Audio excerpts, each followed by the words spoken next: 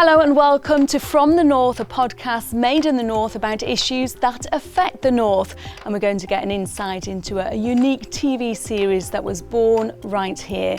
I'm Elaine Willcox and I'm joined by Claire Lewis, the series producer of the pioneering 7 Up documentaries, which began in 1964 and have spanned 6 decades, looking at the impact of social class. Claire, so many questions for you, but first let's begin with taking a listen to how it all began. In 1964, Granada Television brought together a group of 7-year-olds. When I grow up, I want to be an astronaut.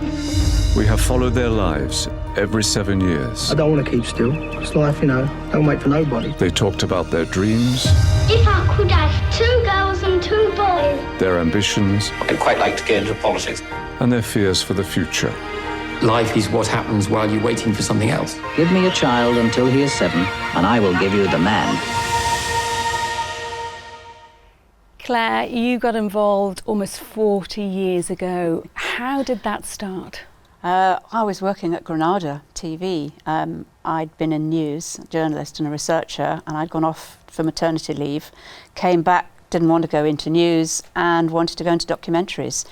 I found out when I joined Granada that they made 7 Up, and I'd seen it as a primary school teacher in my primary school training days, because it's used all over in teacher training as a longitudinal study, even though it isn't, it's used.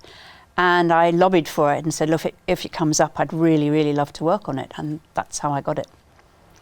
And take us back to the beginning. You weren't involved in the selection process. No. 7 Up was made. The production started in late 63, and it was a World in Action special, and it was the final film made by Tim Hewitt, who was the first editor of World in Action. He created World in Action and actually created a kind of the new brand of ITV film journalism that he started. He decided he'd always wanted to make a film about social class. He's an Australian, and when he got to England, he was horrified by the kind of rigidity of social class as he saw it. And he said, I want to make a film about 7-year-olds, and I want to know who's going to be running Britain in the year 2000, because those kids are now 7. And so he went back to Australia before the production process was finished. So he picked a team. They were a team of extraordinary people who just happened to be knocking around Granada at the time. A drama director, a news cameraman, Michael Apted, who just finished the production trainee scheme, another researcher, Gordon, and they happened to be a bunch of people that got together and they went off and made 7 Up. And you looked for extremes, didn't you? You wanted very posh people. They were asked to look. The words that were used were children from startlingly different backgrounds, and that's the key to it. Startlingly different was how they had to find the children. Working class kids, a kid from a country from the wilds of nowhere, kids from Liverpool, very posh kids, and that was it. The extremes, and that's what they looked for. Now, what is startling, it's not a very diverse group of youngsters, No, it's and not. only 4 girls. Only 4 Why girls. was that? I asked Michael, the day I met him, when I got the job as researcher, I had to meet him, and it was almost my first question, why are there so few women? And he said, yes, I'm sorry. It was 1963. I was fresh out of university. Feminism hadn't hit the world until the early 70s, so feminism hadn't happened.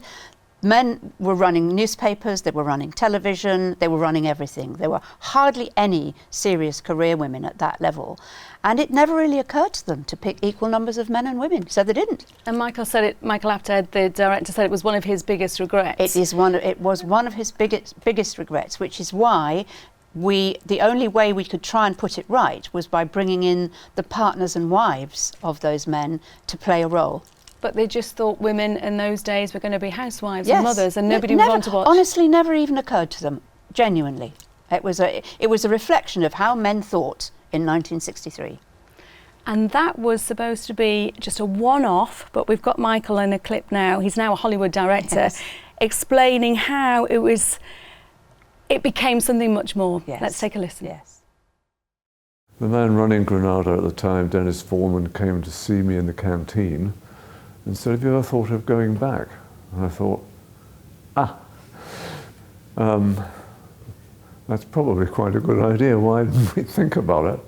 And it's funny, the minute I started doing 14 Up, you know, I knew this was a colossal idea. It's great to hear how really important decisions are made in the canteen. It's extraordinary, isn't it? But it's serendipity in a way. The 7 Up was wonderful because it was a motley crew of people, all who had completely different talents, put together by chance, and it just gelled and it just worked. And that was the same. Now, when you look back, these kids were 7. They didn't give any permission, did they, for their lives to be followed every 7 years? No, some of them were put into it by their teachers. In fact, initially, the teachers all put forward the children for selection. And then when the children were selection, at some point they would have had to have gone back to the parents to get the agreement, which they did. And that was fine. And obviously, at 21, they gave their consent to be in 21. But after that, nothing. After that, when I joined, everybody had to be re-consented in the sense that some of them had been told that 21 was the last one. In fact, one of the participants, who's never done the film since, was actually told that the 21 was the last one and there would never be any more.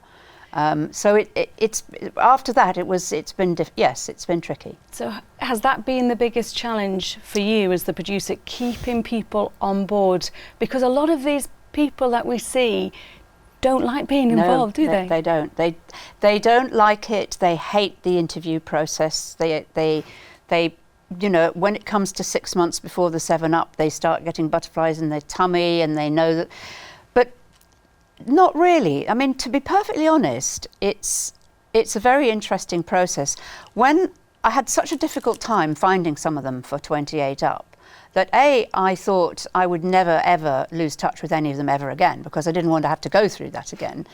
But also it was about making the relationship. Once I'd made the relationship with those people and they genuinely knew that I cared about the series, that I wasn't going to be a one-off, I was going to come back, I did protect them and I did care about them.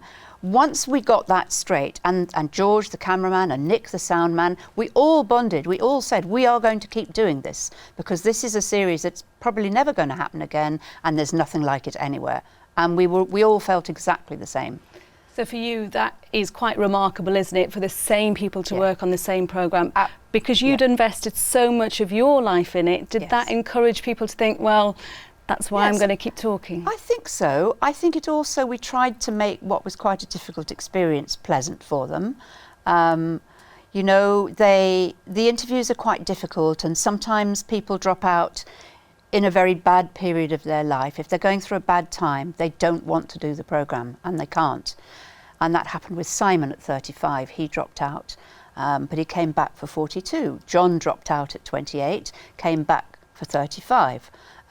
So people drop out if things are, and it's normal and natural. If you're going through a terrible time, you do not want to tell the world about things. But Neil, he dropped out of society, but you tracked him down and somehow managed to get him, when he was homeless, struggling with his mental health, you managed to get him to talk. Yeah, we did. But then, yes, I suppose, but then he was he's such an extraordinary man. I mean, he is really genuinely one of the most interesting people I've ever met in my life. And when you very rarely in your life meet somebody who says something you haven't heard before. And whenever Neil does an interview, he says something that you haven't heard before. And he's genuinely insightful and a beautiful human being, actually, who's had such a struggle with so many things in his life. And he's come through it. And particularly in this last programme, he gives some fascinating insights into what he's been through and also how he's been perceived by us. I mean, he's quite resentful of the fact that he thinks we have portrayed him wrongly in some of the programmes. 56, he was quite cross about that. And back when you first joined in 28, when he sort of checked out of society, he made headline news, didn't he? And the audience, talk about the impact of the audience. It was absolutely extraordinary. It took me 3 months to find him. He was completely missing. I now know how to find a missing person. And when I finally found him in a caravan in a remote field in North Wales, I knocked on the door and he opened the caravan door and I said, "Hello, I'm Claire from Granada." And he went, "Oh, hello, come in." So I thought, oh, that's okay. So I went in and we had a chat, and then I lost him again because he went to the Highlands. There was no mobile phones in those days. Didn't use the phone. Track him down. And then many years later, he said to me, we were talking about that day, and he said, "Oh, yes." He said, "The only reason I let you in is I thought you were the cleaner." So that was quite fun. But yes, he's been an interesting and inspirational person to follow. So looking back, 63 up now, it was all about looking at social class and you know what it, you know, seeing a child. Can you see the man or the woman in that child years later because of, you know, where they came from, their background? What do you think we've learned? I think you've learnt a lot, and I think it's one of the reasons teachers are so interested in 7 Up, is because it's all about nature nurture. Are you born the way you are? Can you be changed? Can social class make a difference? Can you get out of social class? I think what we've learned, I mean, for me, I think most of the people we've asked them all this time as well, what they think. I think most people think that your personality is more or less set by the time you're 7. The personality traits that you have at 7 are usually the ones that stay with you. The funny ones are still funny, the quiet ones are still quiet, and they all say that. And then Sue, you should watch programme 7, Sue says, "And then life happens." And that's what's interesting, is that you get to 7 and you have this little person, genuinely a combination of innocence and liveliness, and then life happens. And then I think social class then plays a part from then onwards, obviously before, but it is very, very interesting. And you can talk forever about the influences of social class, negatively or positively. And what's the enduring appeal? You know, why do people every 7 years tune into it? Because they're all like us. In an age of celebrity, these are just us. They're normal, ordinary people who could be next door neighbours, who were picked just because they were normal kids in a school. They weren't picked for any other reason. There was no selection. There was no let's look for somebody who can play the piano, who can dance. They were just a bunch of kids. And to be honest, that's why the selection is so special. It's completely random, but being random, it's absolutely perfect. Because within our people, there's a little bit of every one of us. And when you're watching one of the programmes, everybody finds something that they can agree with or feel. And in the end, it's a story not about social class, but it's a story about how people grow, how they develop, and actually the fortitude of the human spirit. And in the end, it's all about family. When it's all said and done, all people really care about is their families, their family and getting on with life. And actually, some of the people that you feature have become very, very good friends, haven't they? Some of them have, and well, Bruce, for example, and Neil has been very helped by his friendship with Bruce. I mean, when Neil moved to London, he lived with Bruce for a while, and Bruce really, really helped him. And Paul and Simon were in the children's home together at 7, and they kept in touch through us, through the programme. But none of them are actually really good friends. I mean, none of them outside the programme see very much of each other, which is also interesting, but they still feel part of the family. Now, they have tried to repeat this elsewhere, and it's failed. They have. So why do you think it worked for Granada? It has worked. Well, it's worked in Russia. When I did 35 Up, I set up the Russian film and the American film. The Russian film has gone on to be immensely successful and phenomenally extraordinary. The American one died a death at 28 because although the kids in it and the stories are wonderful, it was made by 3 different companies and no one can make the next film because no one has any of the archive. South Africa, Granada has always made, and that's a fantastically insightful, beautiful film. I mean, 2 of the kids died of AIDS, absolutely extraordinary. They tried to do a Japanese one, I have no idea what happened to that, and they tried to do a German one, no idea, again, and what still happened the to that. premise is class. The premise was class, but it never existed quite the same. The whole point about England and English social class, it was unique. There wasn't any, and because Tim Hewitt was an Australian, when he arrived here to work on the Daily Express, and he understood and learnt about English social class, he was horrified. And it's never anywhere else. England is very special in terms of social class.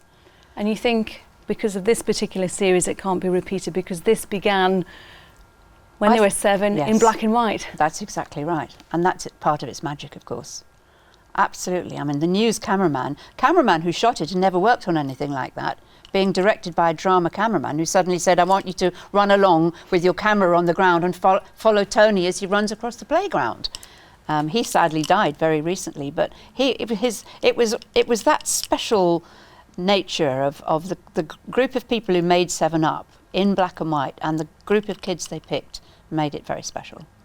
So just finally, George has come out of retirement twice. George has come out, yes, he has. Well, George was a legendary World in Action cameraman. When I first met George, he had 2 passports, both of which were full. And he'd been to something like 83 different countries working on World in Action. I mean, he's been shot. I mean, honestly, he was a complete legend. And he won a BAFTA. When we did 42 Up, he won a BAFTA for his World in Action work. And he has been wonderful on the series. I mean, he is like the godfather to all the kids. We still call them the kids, even though they're 63. He's helped keep it together. And Nick, who does our sound recordist, George and Nick joined at 21 Up. So we've all worked as a team together since 28, and Michael since 7. And how long do you think it'll go on for? I keep being asked this question. I genuinely don't know. I mean, theoretically, we all know that anything could happen to any of us round the corner. Let's just see. I genuinely don't know how we would feel about it, whether we'd be up to it, whether our health will be okay. Let's just see when we get there. And that it's in itself is part of the story. It is. So each time we've done this podcast, we ask people what it means to them to be from the north. What does it mean to you, Claire? Well, I'm an adopted northerner. I was originally from the south, but I went to Yorkshire, went to Manchester University, and then I went to Yorkshire, to Rotherham, for 10 years, where I worked in newspapers and taught.